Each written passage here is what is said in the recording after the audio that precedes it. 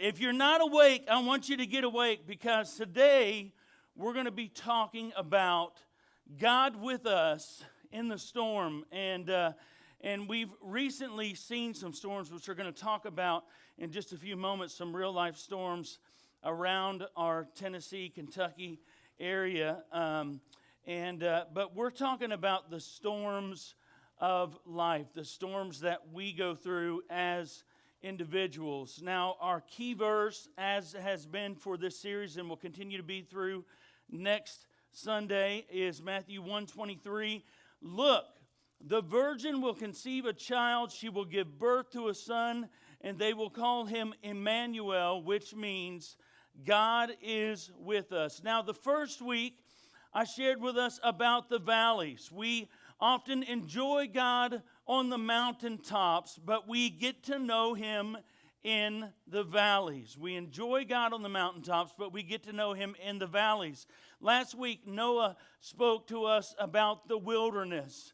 And your deepest need becomes a gift when it drives you to depend on God. That was the focus of last week. Again, let me say that. Your deepest need becomes a gift when it drives you to depend on God. I love that, because the reality is we say, well, gosh, how could my deepest need become a gift? Well, when you're at that place, man, where you realize, first of all, that you are not going to be able to come up with the resources, the answer, the solution, whatever it might be to your problem, your wilderness, whatever valley you're in or whatever else, when you learn to depend on God, that is where you should have been in the first place, because He's the one that can take you from the wilderness into a better place, okay? Today, we're talking about the storms. And when we talk about storms, we're talking about difficult times that blow up out of nowhere.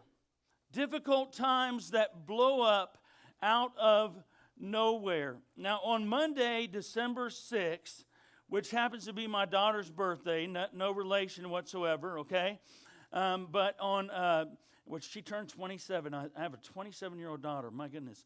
But on Monday, December 6th, we had some storms that rolled through our area. And, of course, there was, everybody was up, taking pictures of different things. And, there was the buildings across from Lowe's and the Walmart sign. Like nobody knows where Walmart is anyway.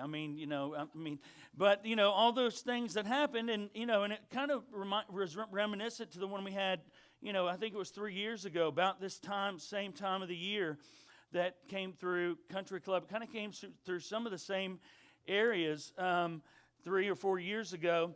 And then, of course, the one that, that came through Kentucky yesterday that was just really awful. In fact, when I was a little boy, I don't remember it. We lived in Louisville, Kentucky, and the tornado, I think, of 1974 that came through and just leveled parts of Louisville, Kentucky.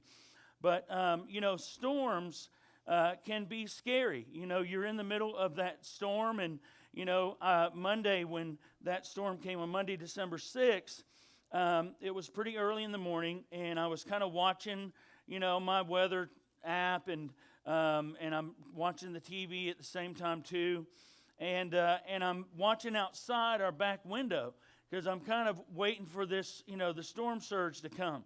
And so, they put out a tornado warning. I live across the middle school. The sirens are going off.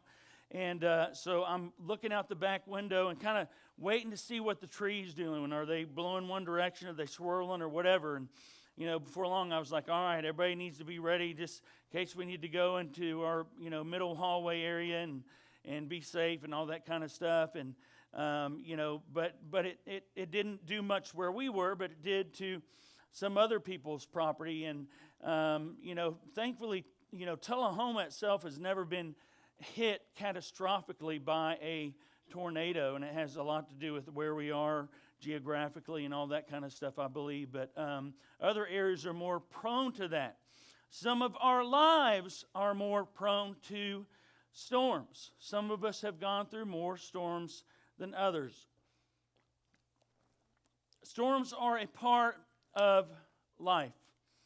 In fact, they're so much a part of life that everyone in this room is in one of three places. you are either in the midst of a storm, coming out of a storm, or you're about to be hit by a storm. Now, isn't that encouraging? Okay? So you're one of those three places. You're either in the storm, you're coming out of a storm, or you're about to be hit by a storm. Some of you are saying, well gosh, that makes me feel good. But, what are some of those storms? The storm of betrayal. What about divorce? So many people have experienced this in their lives. Depression. So many people are going through and battling depression and anxiety more than ever before. Usually once or twice a year I preach on anxiety and depression as someone who suffers through it myself. But we see this even more common today, and I think there's reasons for that, which is for another time. Addiction or disease such as cancer. And when we're in the midst of those storms, we're often saying, God, where are you? God, where are you? Or people say, where is God? Why does God allow this to happen? Why did you allow this storm to come in the first place? And I don't have all the answers for all of those kind of questions, to be quite frank with you. But those are things that we often ask. Or why don't you do something? Why didn't you protect me? Why didn't you protect us? We can look at a town like Mayfield, Kentucky and say, God, how could you have allowed that to happen to a town like that? I mean, again, you say, well, we're not supposed to question God. And listen, we are human. And the reality is sometimes we have questions. And to sometimes to say to God, we don't know, is one of the best things we can do, because when we sometimes put our hands up or put our hands out, that's when God can best help us through the storm and understand sometimes why we are in the midst of a storm. But here's the key thing that I sent out on the text, I posted on Facebook this week. I want you to get in your mind, in your head, in your brain, in your soul, write it down, whatever you need to do. Never allow the presence of a storm to cause you to doubt the presence of God. Never allow the presence of a storm to allow you or to cause you to doubt the presence of God. Now, Acts 27, I want to give you a little synopsis here. The Apostle Paul, he is wanting to get to Rome. And he's a prisoner. But as has been the case at other times, he has a guard that has taken a liking to him. But Paul is wanting to get to Rome. He needs to get to Rome. In fact, he's supposed to stand before Caesar. He's supposed to stand before Caesar, and he's got some charges against him. So he is put on a boat. And he's put on this boat with about 226 other people. A lot of them were crew. Some of them were centurions. Some of them were just other people that were going other places. And then some of them were prisoners like the Apostle Paul. And so they got on this storm, and it was the day after Atonement. And when they got into the boat, they knew that the waters were not good. The wind was not good and all that kind of stuff, but they were going to do their best to make it. And Paul had warned them. He said, listen, I'm telling you right now. He said, if we take this trip, he says, God's already told me the boat's going to be destroyed. I mean, it's going to be rough. It's going to be ugly. It's going to be nasty. But if we will listen to God in the midst of the storm, if we will stay true to what he has said to me, and that is we need to stay on the boat, then all of our lives will be saved. Now, they're going, and it wasn't maybe a day later, and the winds began to really kick up. In fact, in some of your translations in Act 27, it will say a northeaster. We think of nor'easters or whatever, but a northeaster had come, and the wind was going so much against them that they finally just had to give up, and they dropped an anchor so it would hold them as best as it could, but it still pulled them along, and they really didn't even know where they were. And so this went on for some 14 days. There was not it was raining, it was windy, there was not a star in the sky or sun in the sky or anything else.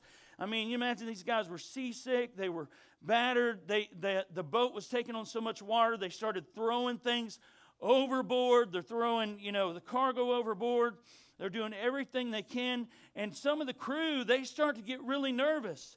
So they decide to start lowering the lifeboat because they're going to go ahead and make a run for it because they see that they're real close to this little island. They're not even sure what island it is, but they're going to try to make a run for it. And Paul says to the centurion soldier, he says, look, if these guys, if they make a run for it, if any one of us gets off this boat, then not only will this boat be destroyed, but all of us will be destroyed. We are to stay on the boat.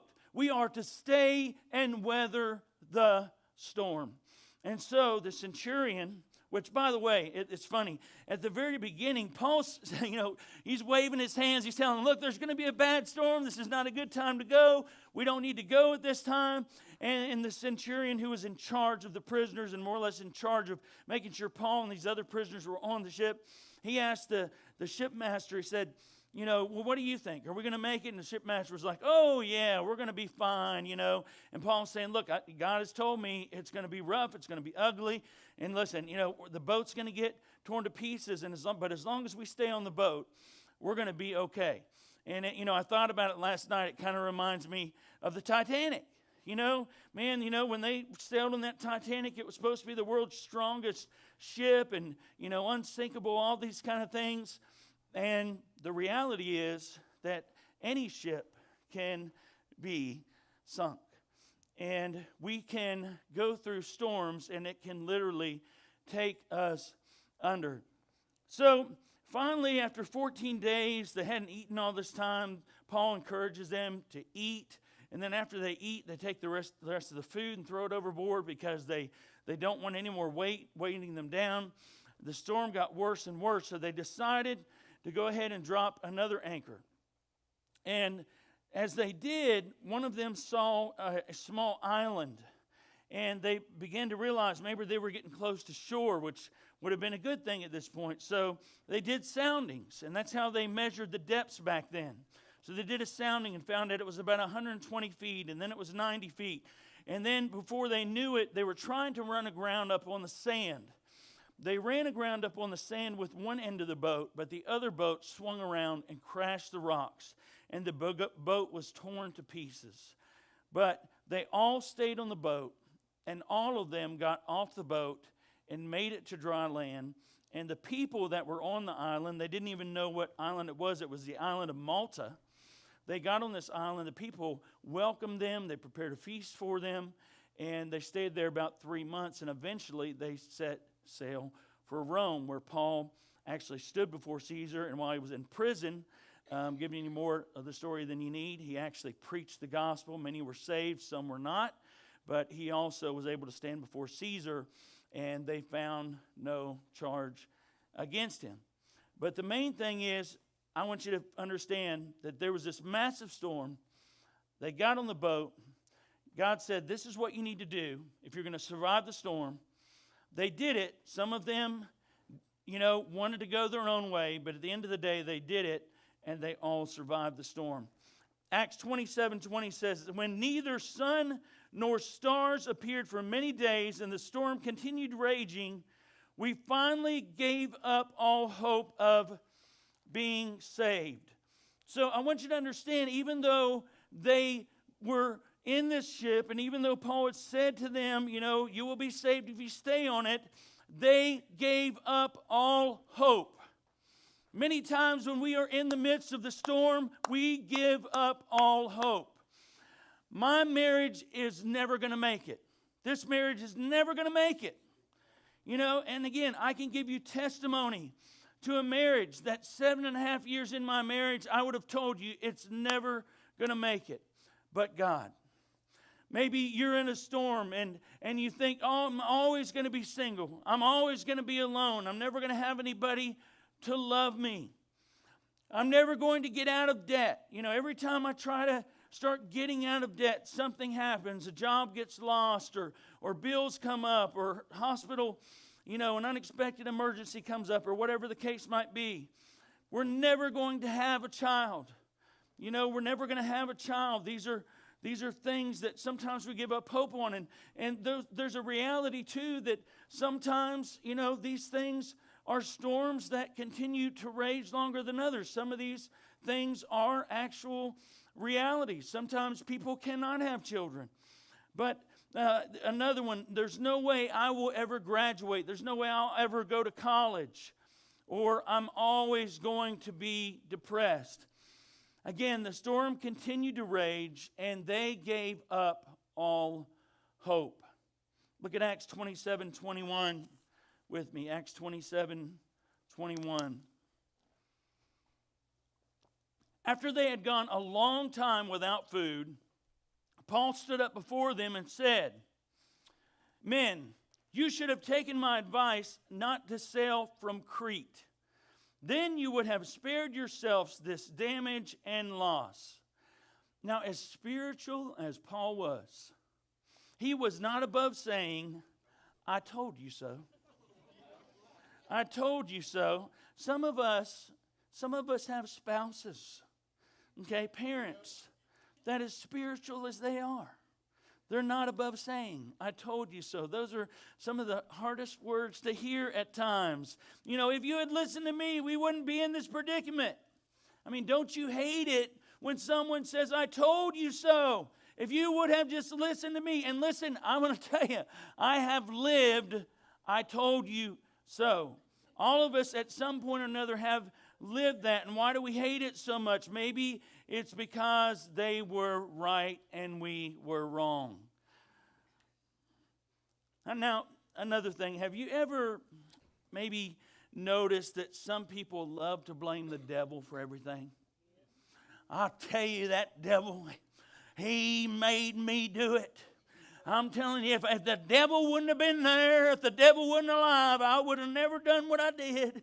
The devil made me do it. The devil caused this storm. Devil, get out of here. Look, listen. The devil, the Bible says he is alive. He's like a roaring lion, whatever he is, seeking whom he can devour. There's no doubt about that.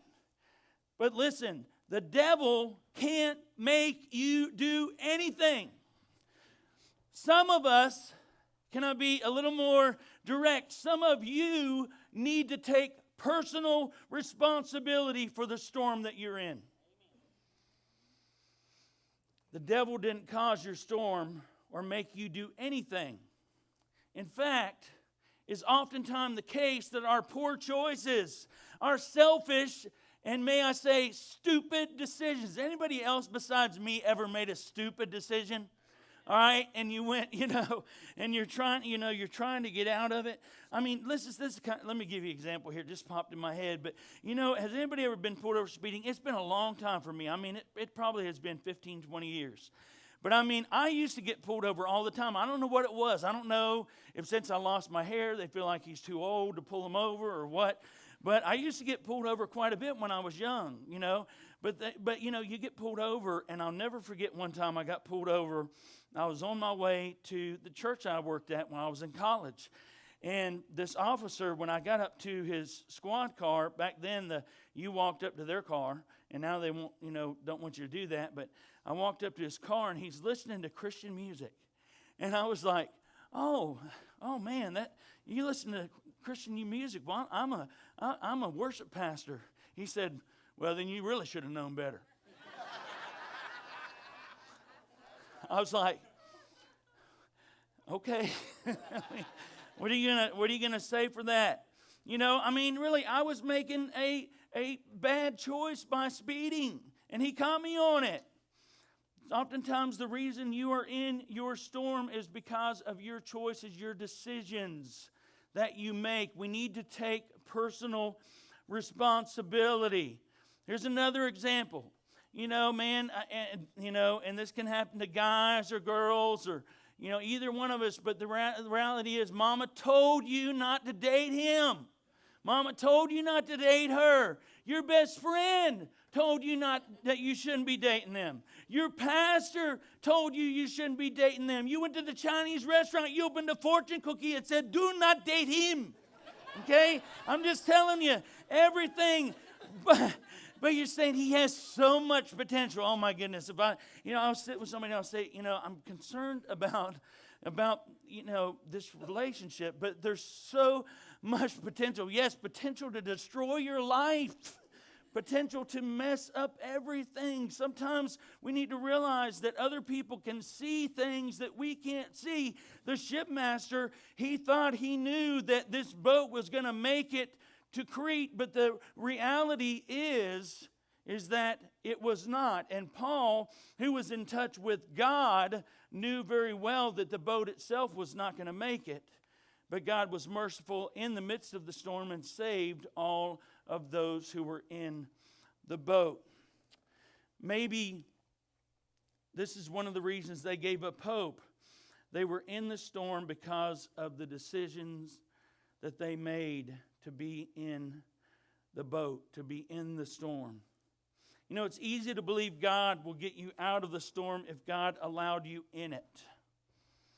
It's easy to believe that God will get you out of the storm if God allowed you in it. There are some storms that come in our lives that don't necessarily come by our poor choices, our bad decisions. Some storms just come. We'll talk about that a little bit deeper here in a moment. But it's more difficult when you got yourself into the storm to believe that God is going to get you out. Because we think, well, gosh, I got myself in it.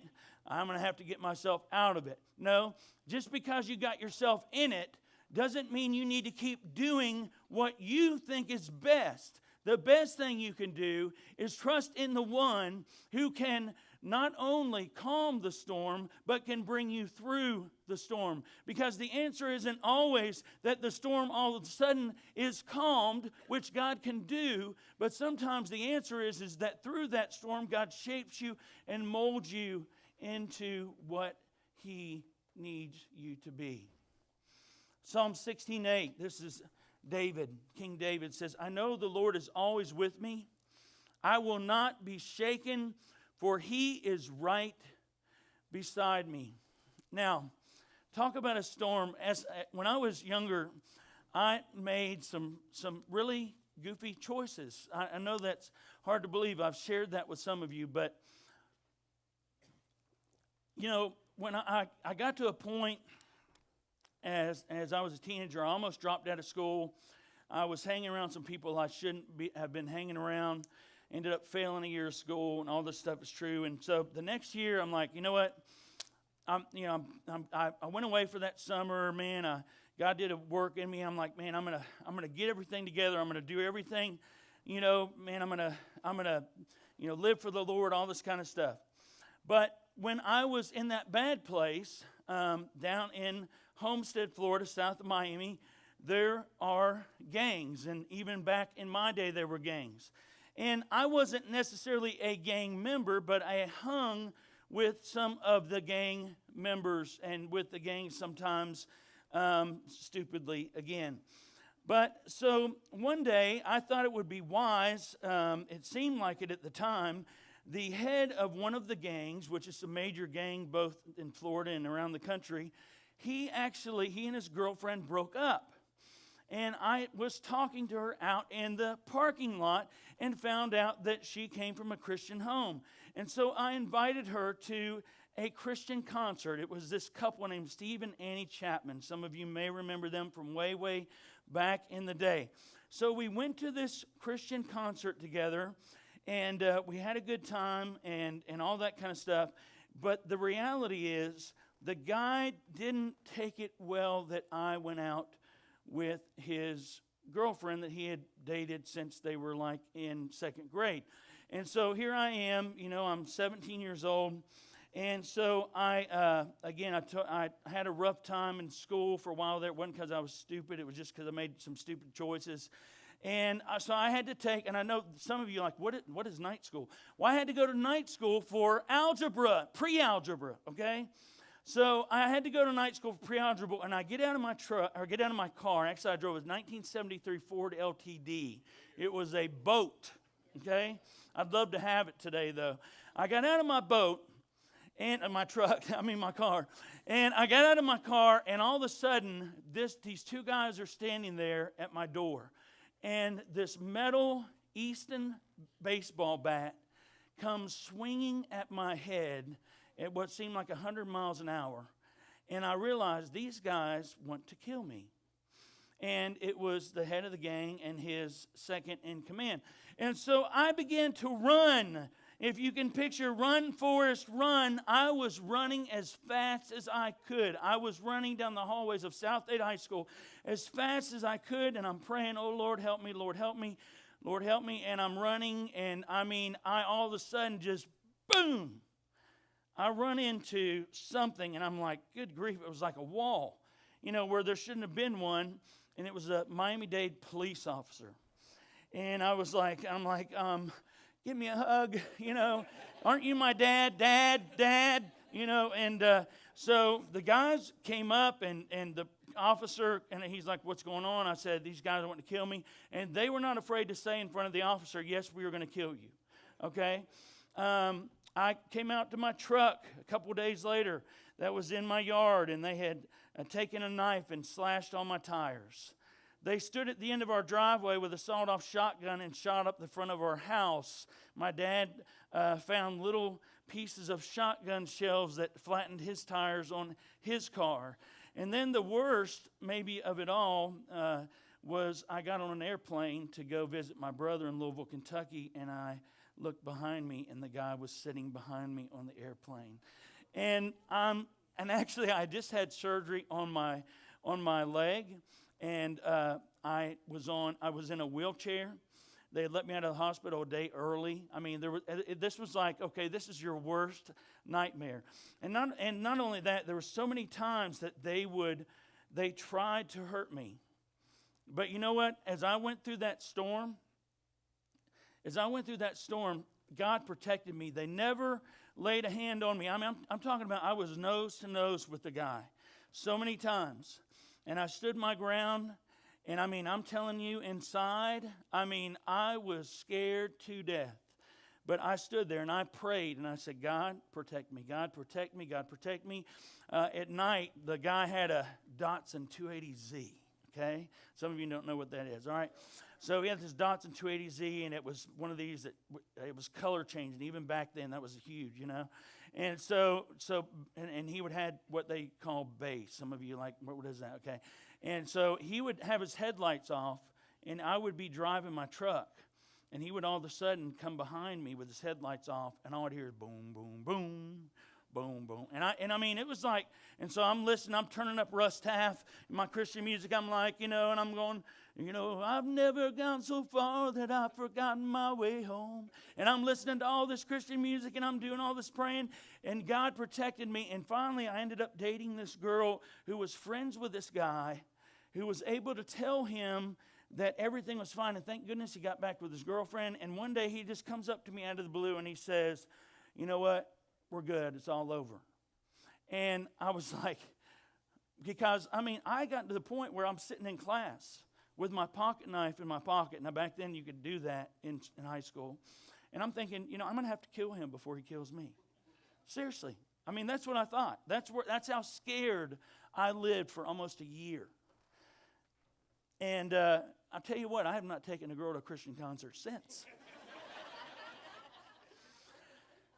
But, that was a major storm in my life at that time. You may say, well, you were young, everything else. Listen, I may have been young, but I'm going to tell you, it was life-altering. You talk about bringing you close to the Lord. When that storm was raging, when my fear was at its worst, I drew closer and closer to God. And I'm just, even now, I look back amazed that they never laid a hand on me, because I had seen these guys do things to people that were not good.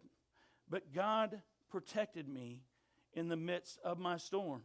And some of you, maybe your storm is not like mine, probably no one's is, but you've gone through storms, and you can look back and you can see the hand of God and the one that took you through. And if you're going through a storm right now, I promise you, if you will trust in Him, if you will keep your eyes on Him, if you will focus on Him rather than your storm, you will one day look back and see that God brought you through your storm as well. It's all about who's with you in the boat. It's all about who is with you in the boat. Look at Matthew 8:23 through 27. This is another story about a boat. It says, then Jesus got into the boat and started across the lake with his disciples. Suddenly a fierce storm struck the lake, with waves breaking into the boat, but Jesus was sleeping. The disciples went and woke him up, shouting, Lord, save us, we're going to drown. Jesus responded, why are you afraid? I mean, he's like, look, why are you afraid? I'm here. He says, you have so little faith. Then he got up and rebuked the wind and the waves, and suddenly there was a great calm. The disciples were amazed. Listen, by this point, they should have, gotten it. But just like us, sometimes we don't get it. They were amazed. Who is this man, they asked. Even the wind and the waves obey him. Peace is not the absence of a storm. Peace is knowing Jesus is with you in the storm. Peace is not the absence of the storm. Storms are going to come. Peace is Jesus with you in the storm. Now listen, can I get an amen? Amen. I'm going to be a little Baptist right now, all right? Listen, because the reality is some of you need to apply that to your storm, to your life. And you need to put it here and remember it.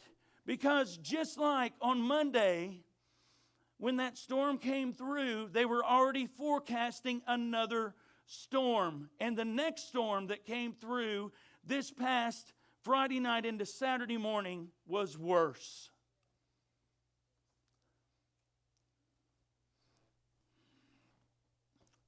Look with me again at Acts 27:23 through 24. It says, last night an angel of God, this is Paul speaking, last night an angel of God to whom I belong and to whom I serve stood beside me, and he said, do not be afraid. Paul, you must stand trial before Caesar, and God has graciously given you the lives of all who sail with you.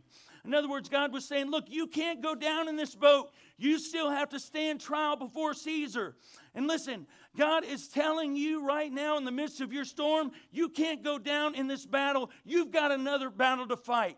You've got more to do. You're not finished yet. God is not finished with you yet. You have more people to bless, more opportunities to serve, to love, to give, more people to point to Christ. Your storm is not the end. It is simply something you are going through.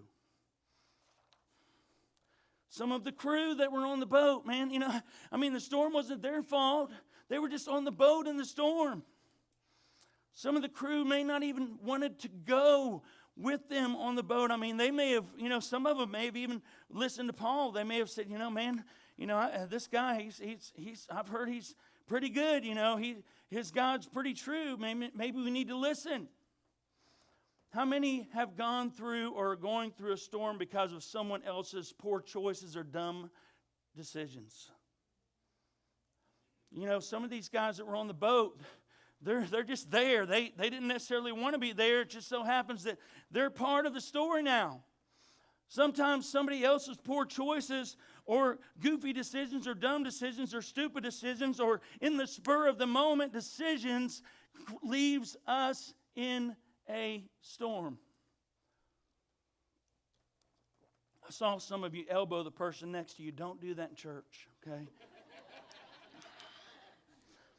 Your parents got a divorce, and you went through this storm, and, it wasn't your fault. You need to know that. Your company made a bad decision. And so, therefore, you're going through a storm. You trusted someone.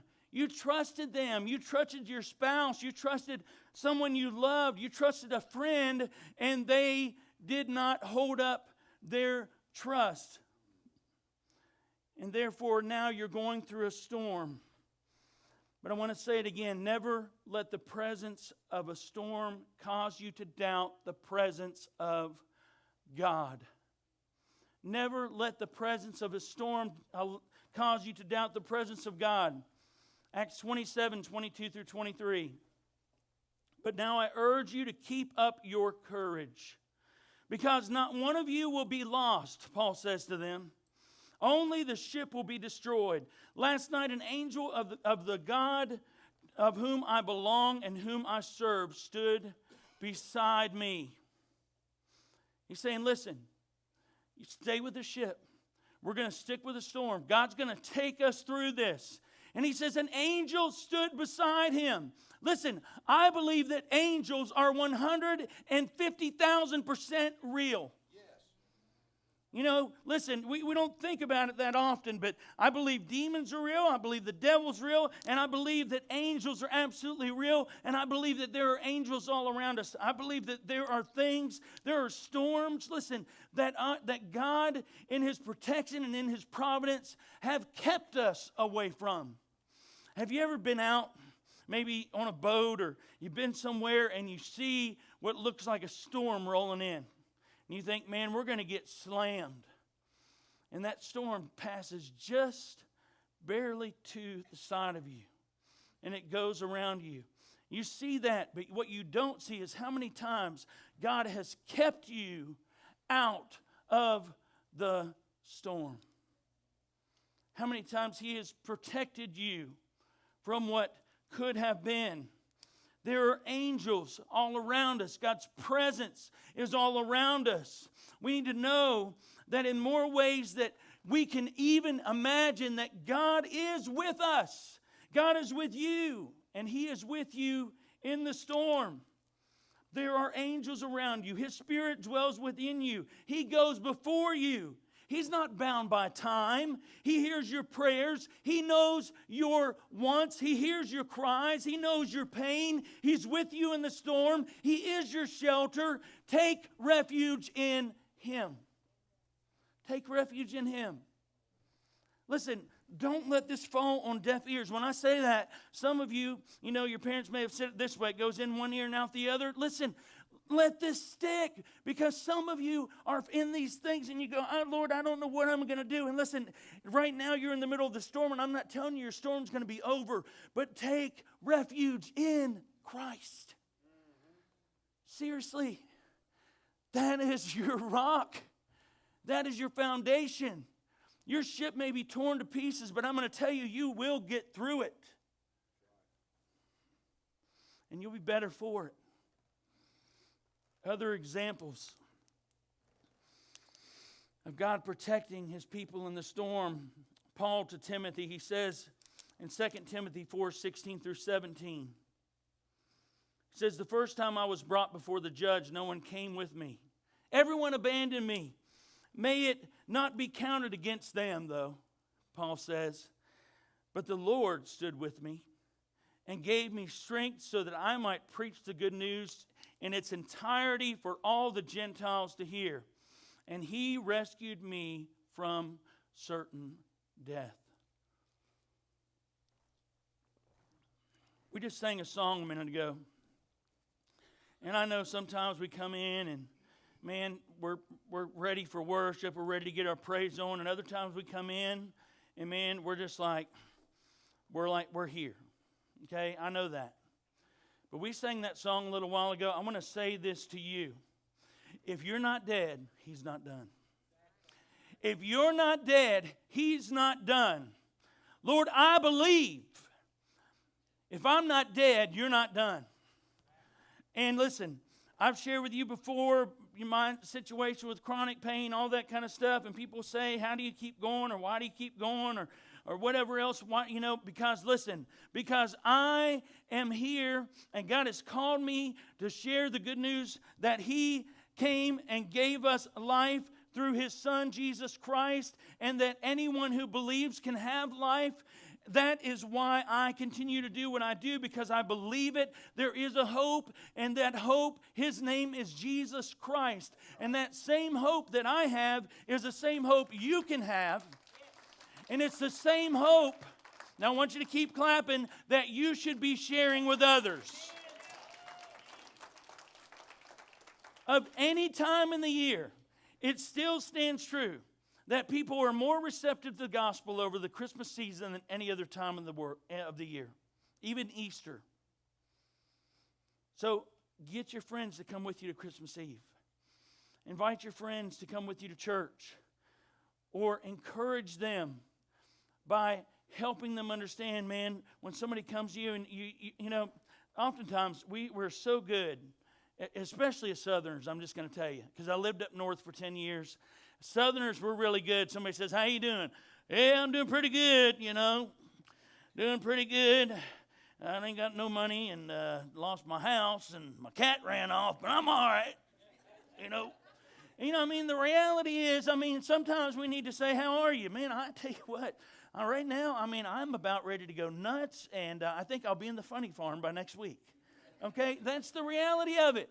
I mean, you ask somebody, you know, one thing about Northerners, man, they'll tell you what they think. Okay? Southerners are like, how, you say to them, you know, how do I look in this? Oh, you look great. And then later on, they're like, oh, my gosh, did you see her? Oh, my goodness. I mean, that dress looked like my window curtains. I mean, you know what I'm saying? Listen, we need to sometimes be honest. And the reality is, sometimes we're not all good. Sometimes the reality is, you know what? I'm not doing good. And sometimes you need to say to your coworker when they say, how you doing? Well, I'm doing all right. All right, well, what's going on? Well, you know, man, we're just struggling right now. Well, how can I pray for you? In fact, let me pray for you right now. Not only shock them, it probably would shock you. We need more of that. That's carrying the hope. God will use what you learn in your storm to help someone through theirs. God will use what you learn in your storm to help someone through theirs. You survived cancer. You're going to help someone else fight.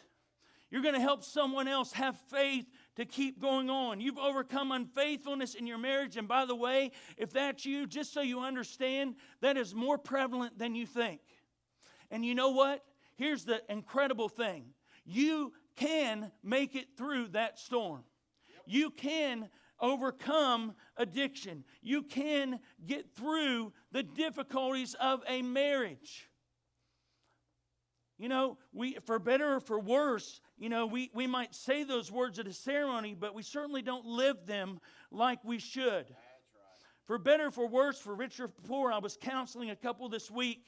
I'm doing a few weddings at the beginning of the year, and I was counseling one couple, and, you know, I was talking to them, and I said, you know, I mean, marriage is self-sacrificing. I mean, in other words, no matter what she does to you, you are for her. And you say, well, man, you know, that's just a love that's too incredible for me to understand. Yes, that's why Paul compared the church to marriage. The church and Jesus to marriage, because we are supposed to be so sacrificing that we love that person no matter what, that we put them first. It's not about what you want, what you think, your desires. It's about theirs. When you make that commitment, either live up to it or, man, don't get married. And if you are married, you're stuck because you're supposed to be staying married. All right, that's it. And you say, you know, and I know people go through stuff. Well, they say, well, am I supposed to be going through this or that? Listen, every situation is unique and difficult and all this kind of stuff.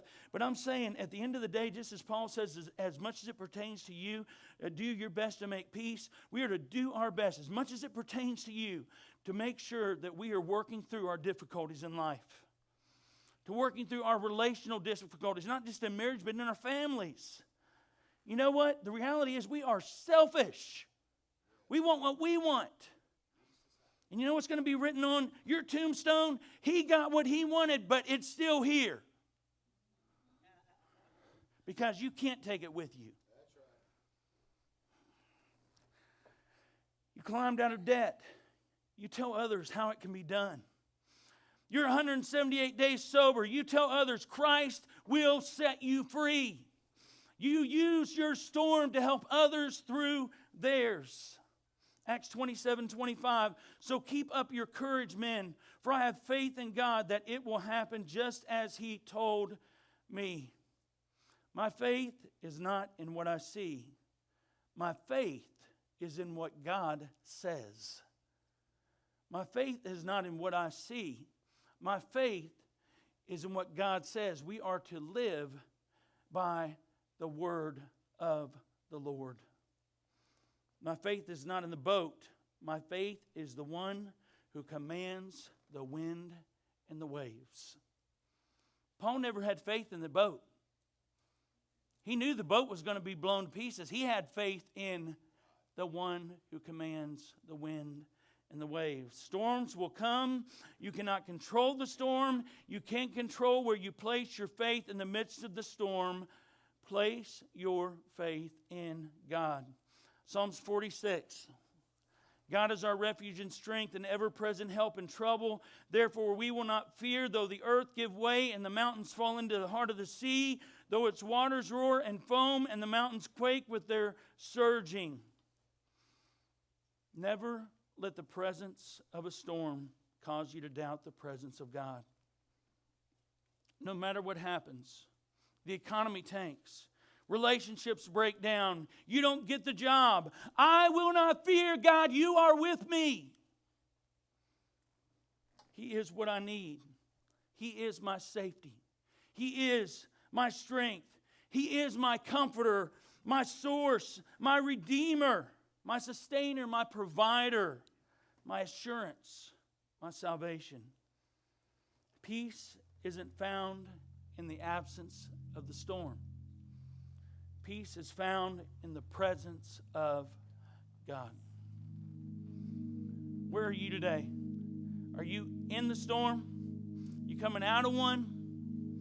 You about to go into one?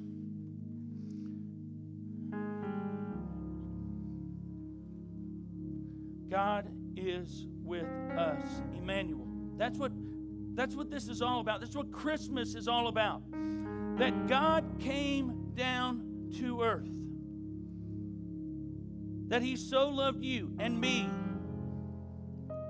and your family member and whoever else it is that may have caused your storm, that whoever believes in Him will not die but will have everlasting life. For God did not send His Son into the world to condemn the world, but to save the world through Him. Some of you today need to put your faith in the one who can take you through your storm. Maybe He will calm it, but another one will come, and it could be worse next time. Will your anchor be Jesus, or will you be struggling to survive? If your anchor is Jesus, you will always be on the solid rock in the midst of the storm. So today the invitation is this. This altar is open to pray. You can pray where you are as we have this moment of response. My prayer for you is that you will trust in God. So that, and again, even if you're not in the storm right now, so that when the storm comes, you're ready to go. See, Paul, before he ever got on that boat, he trusted in God. So he knew the storm was coming. And he didn't fear, because he knew that God was going to take him through the storm and place him where he needed to be. He had to go stand before Caesar. And Paul trusted God in that, and God got him through that, and God got him favor with Caesar.